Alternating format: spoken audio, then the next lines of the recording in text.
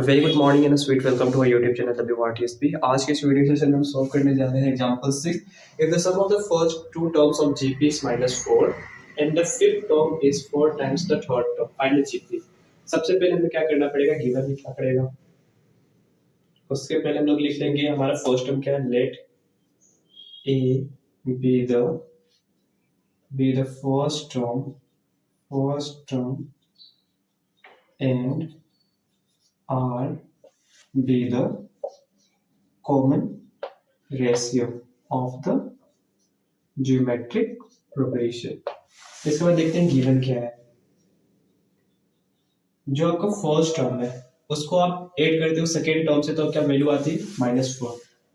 a1 plus a2 is equal to -4। इसके बाद क्या है, द फिफ्थ टर्म को आप a5 से लिखते हो।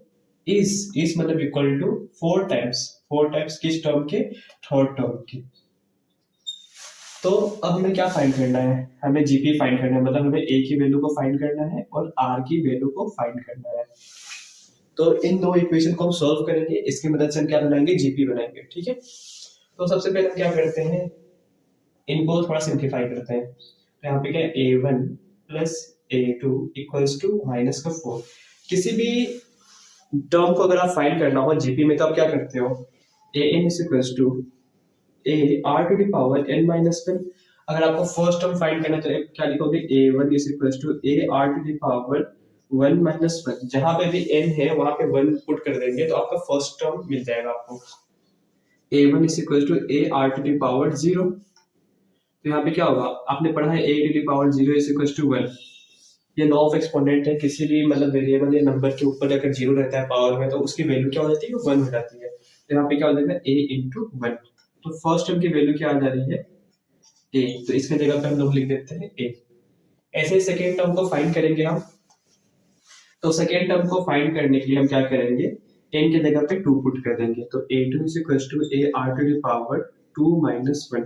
तो यहाँ पे क्या हो जाएगा, a r to the power 1। तो सेकेंड टर्म की वैल्यू क्या आ रही है, ए आर। तो यहाँ पे हम लोग क्या करेंगे, a r which is equal to -4। इसके बाद हम क्या कर सकते हैं, इसके बाद देखिए ये टर्म और ये टर्म दोनों में ही क्या है, ए प्रेजेंट है, तो हम ए को कॉमन निकाल सकते हैं। तो कॉमन निकालेंगे तो क्या होगा, यहाँ पे ए कॉमन निकालते हो तो यहाँ पे क्या है, a इंटू 1 है, तो आप क्या कॉमन निकालते हो, a। तो बचा क्या है यहाँ पे 1 प्लस यहाँ पे क्या है a इंटू आर। तो कॉमन क्या निकाल रहे हो आप, a। तो a हटाओगे तो क्या बचेगा यहाँ पे r this is equals to -4। इसको इक्वेशन 1 मान के इसे छोड़ देते हैं। अब आपके पास क्या है, अब आपके पास ये है जो आपका फिफ्थ टर्म है वो 4 टाइम्स से थर्ड टर्म के। तो हम क्या लिखेंगे, also fifth term is 4 times the third term. तो जैसे आपने यहाँ पे उस टर्म की वैल्यू को फाइंड किया है वैसे ही हम लोग यहाँ पे भी फाइंड करेंगे। तो आपका फॉर्मूला क्या है, an is equals to a r to the power n minus 1। अगर आपको फिफ्थ टर्म को फाइंड करना है तो n की जगह पे क्या पुट करेंगे आप, 5। तो a5 is equals to a r to the power 5 minus 1। तो a5 is equals to a r to the power 4। तो फिफ्थ टर्म की वैल्यू क्या आ रही है, a r to the power 4। तो यहाँ पे आप लिख दोगे a r to the power 4 which is equals to 4 into third term को अगर आपको फाइंड करना है तो क्या करोगे, n के जगह पे 3 पुट कर दीजिए। तो यहाँ पे क्या हो जाएगा, 3 is equals to a r to the power 3 minus 1। तो a3 is equals third term is equals to a r to the power 2। तो यहाँ पे थर्ड टर्म की जगह पे आप क्या लिख सकते हो, a r का स्क्वायर। ठीक है, यहाँ पे आप देखिए हम लोग क्या कर सकते हैं, यहाँ पे मल्टीप्लाई है तो हम इसको क्रॉस मल्टीप्लाई करेंगे तो ये क्या हो जाएगा, डिनोमिनेटर में चल जाएगा यहाँ पे। तो यहाँ पे लिखेंगे a r to the power 4 upon a r to the power 2 which is equals to 4। ठीक है, यहाँ पे देखिए a पे पावर 1 है, यहाँ पे भी पावर 1 है, सेम पावर है, तो ये क्या हो जाएगा, कट जाएगा। और यहाँ पे क्या हो जाएगा, r to the power 4 upon r square which is equals to 4। ये आपके पास अभी बचा है। आपने लॉ ऑफ एक्सपोनेंट पढ़ा है कि कभी भी हमारा कोई भी वेरिएबल हो उस पे पावर कुछ भी हो, अगर हम उसको ऊपर लेके जाना चाहते हैं तो पावर क्या हो जाता है, बेस तो सेम रहता है, पावर की साइन क्या हो जाती है, चेंज हो जाती है। अगर यहाँ पे प्लस है तो यहाँ पे माइनस हो जाएगा, अगर यहाँ माइनस है तो यहाँ पे प्लस हो जाएगा। तो यहाँ पे देखिए इस आर स्क्वायर को अगर हम ऊपर लेके जाएंगे तो क्या हो जाएगा आर टू द पावर 4। हम क्या कर रहे हैं नीचे से ऊपर लेके जा रहे हैं, पावर क्या है पॉजिटिव, तो ऊपर जाएंगे तो क्या हो जाएगा negative -2 this is equal to 4। तो हमारे पास क्या है अभी r to the power 4 into r to the power -2 which is equals to 4। अभी हमारे पास इतना है तो हम क्या करेंगे, आपने एक लॉ ऑफ एक्सपोनेंट पढ़ा है a to the power m into a to the power n this is equals to a to the power m plus n। कभी भी आपके पास बेस सेम हो और बीच में अगर मल्टीप्लाई का साइन हो तो हम लोग क्या करते हैं पावर को सिंपली ऐड कर देते हैं। यहाँ पे क्या है बेस आर है, यहाँ पे बेस आर है, मतलब बेस सेम है और बीच में क्या है मल्टीप्लाई का साइन है, तो हम लोग क्या करेंगे पावर को ऐड कर देंगे। तो यहाँ पे क्या हो जाएगा r to the power 4 plus -2 this is equal to 4। यहाँ पे क्या हो जाएगा r 4 plus -2 which is equal to 4। तो आर स्क्वायर 4 -2 2 हो जाएगा विच इज इक्वल टू 4। तो आप इस स्क्वायर को अगर उस तरफ भेजते हो तो क्या हो जाता है r equals to under root क्या होता है +-4। तो यहाँ पे क्या हो जाएगा 4 आपको पता है परफेक्ट स्क्वायर है, इसको हम लोग ओवर तोड़ के लिख सकते हैं 4 प्लस यहाँ पे हो जाएगा 2 into 2।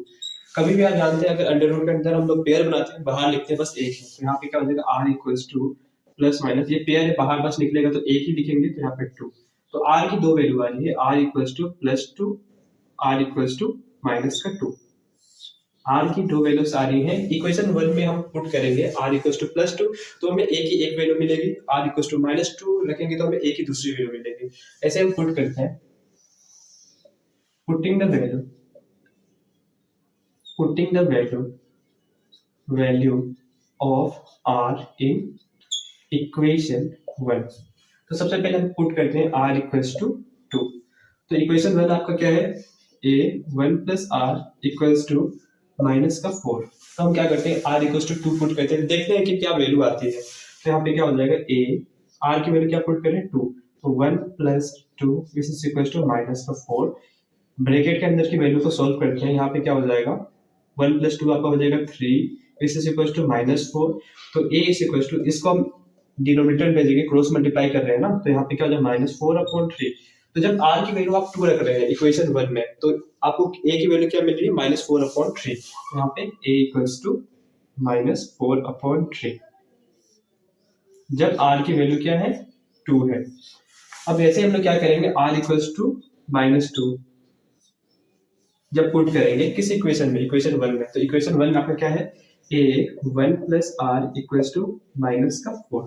ठीक है, अब यहाँ पे देखिए r की वैल्यू में क्या पुट करना है -2, तो a 1 प्लस -2 इक्वल्स टू -4। तो यहाँ पे a यहाँ पे क्या 1 है तो 1 लिख दीजिए plus -2 which is equals to -4।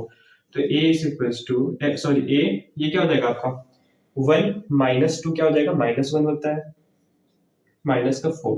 तो -a is equals to -4 minus से माइनस कैंसिल तो a की वैल्यू क्या आ रही है 4। तो a की वैल्यू क्या आएगी यहाँ पे 4 आएगी जब r की वैल्यू क्या हो -2 हो। अब हम क्या कर सकते हैं जीपी फॉर्म कर सकते हैं क्योंकि हमें r की वैल्यू भी पता है और a की वैल्यू पता है। पर हमारे इस केस में हमें 2 r की वैल्यू पता है 2 a की वैल्यू पता है, तो हमारे पास जीपी भी कितने बनेंगे 2 जीपी बनेंगे। ठीक है, तो सबसे पहले हम क्या करते हैं r इक्वल्स टू 2 और a इज इक्वल टू -4/3 से देखेंगे कौन सा जीपी बनेगा। तो सबसे पहले जीपी बनाने का प्रोसेस मैंने आपको सबसे पहले ही बता दिया था। सबसे पहले हम लोग क्या करते हैं 4/3 मतलब फर्स्ट टर्म को सबसे पहले लिखते हैं। अब ये तो फर्स्ट टर्म है, तो अगर आपको इसका नेक्स्ट टर्म चाहिए तो आप क्या करते हो सिंपली जो भी आपका कॉमन रेशियो से मल्टीप्लाई कर देते हो। तो यहाँ पे करोगे तो आप तो 4/3 into 2 करेंगे तो यहाँ पे क्या हो जाएगा -8/3। तो नेक्स्ट टर्म क्या हो जाएगा -8/3। अब इसका आप नेक्स्ट टर्म चाहते हो तो क्या करोगे सिंपली जो ही स्टेप है वही करेंगे, यहाँ पे कॉमन रेशियो से मल्टीप्लाई कर देंगे। तो यहाँ पे क्या हो जाएगा -8/3 into 2 तो यहाँ पे क्या हो जाएगा -16/3। यहाँ पे क्या हो जाएगा -16/3। अब इसका अगर आप नेक्स्ट टर्म चाहते हो तो क्या करोगे into 2 कर दोगे तो यहाँ पे क्या हो जाएगा -32/3। तो आपका सबसे पहला जीपी क्या हो जाएगा ये -4/3 -8/3 -16/3 और -32/3। ये आपको क्या है फर्स्ट जीपी पे a r equals to 2 and a is equals to -4/3। अब आप क्या करोगे, आपने एक पहला जीपी तो बना लिया, अब आपके पास आर की वैल्यू क्या है -2, आर इक्वल्स टू -2 और ए की वैल्यू क्या है 4। तो सबसे पहले आप क्या करते हो, फर्स्ट टर्म को आप लिखते हो, उसके बाद क्या करते हो, अगर आपको इसका नेक्स्ट टर्म चाहिए तो क्या करते हो, सिंपली कॉमन रेशियो से मल्टीप्लाई करते हो। कॉमन रेशियो की वैल्यू क्या है -2, तो 4 इंटू -2 जब आप करोगे तो क्या होगा, यहाँ पे -8 होगा। अब इसका अगर आप नेक्स्ट टर्म चाहते हो तो क्या होगा, -8 इंटू -2, तो माइनस माइनस आपका हो जाएगा प्लस, 8 इंटू 2 क्या हो जाएगा 16, यहाँ पे क्या हो जाएगा 16 हो जाएगा। अगर आप इसका नेक्स्ट टर्म चाहते हैं तो क्या करोगे आप, -2 से मल्टीप्लाई, -2 आपका क्या है कॉमन रेशियो, तो यहाँ पे -16 इंटू -2 करोगे आप, 16 इंटू -2, तो आपको क्या मिलेगा, प्लस माइनस माइनस, और यहाँ पे 16 टू 32, तो यहाँ पे क्या हो जाएगा -32। तो फर्स्ट आपका ज्योमेट्रिक प्रोग्रेशन क्या है आपके पास, when r is equal to 2 and a is equal to -4/3, तो आपका -4/3, -8/3, -16/3, -32/3, ये आपका फर्स्ट जीपी है। सेकंड जीपी आपका क्या बन रहा है, 4, -8, 16, -32, ये आपका क्या है सेकंड जीपी है, ठीक है।